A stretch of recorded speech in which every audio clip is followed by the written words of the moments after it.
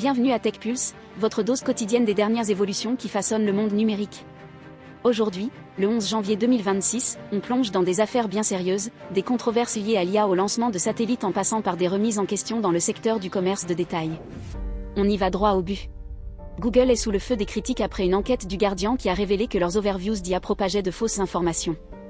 Ils ont retiré les overviews pour les requêtes comme « Quelle est la plage normale des tests sanguins du foie ?», mais le problème persiste, des variations comme « Plage de référence des analyses sanguines » déclenchent toujours des résumés générés par l'IA. Google ne commente pas, mais les conséquences sont énormes, ce qui soulève de sérieuses questions sur la fiabilité des informations alimentées par l'IA. Mais ce n'est pas tout, Instagram est déjà un bazar. Un problème d'email de réinitialisation de mots de passe, apparemment causé par une partie externe, a envoyé les utilisateurs au galop. Malwarebytes a confirmé que 17,5 millions de comptes Instagram, y compris des noms d'utilisateurs, des adresses, des numéros de téléphone et des adresses email, sont désormais disponibles sur le dark web. C'est un rappel glaçant des risques de sécurité qui rôdent en ligne. Maintenant, passons à GameStop. Le PDG Ryan Cohen pourrait se payer une manne d'or, potentiellement 35 milliards de dollars, si l'entreprise atteint une capitalisation boursière de 100 milliards de dollars grâce aux options d'achat. Bien qu'ils aient fermé 590 magasins en 2024, ils prévoient de fermer 435 autres ce mois-ci, et d'ici février 2025, ils opéreront 2325 magasins. C'est un exercice d'équilibre pour le détaillant.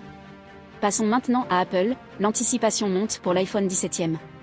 Des rumeurs suggèrent qu'il sera équipé du processeur A19, des bordures encore plus fines, et, surtout, une prise en charge MagSafe. Tous les modèles sont attendus avec un stockage de 256 Go et un lancement en février semble probable, en suivant la stratégie de l'année dernière. Et parlant d'innovation, Google fait des vagues avec la vue Inbox IA, que Barnes dit est complémentaire à Google Calendar.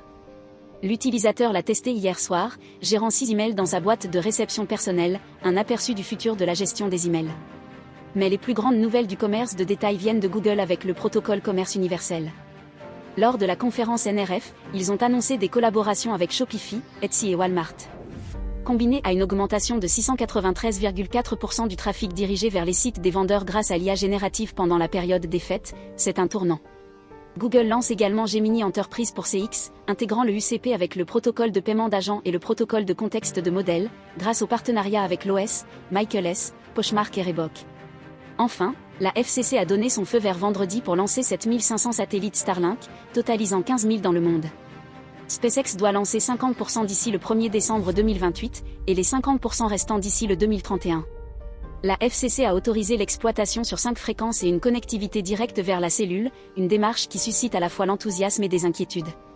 Et voilà, votre TechPulse pour aujourd'hui. N'oubliez pas de consulter notre podcast via le lien de la description. Nous aimerions connaître votre avis, abonnez-vous, laissez un commentaire et dites-nous quelles histoires technologiques vous voulez entendre à l'avenir.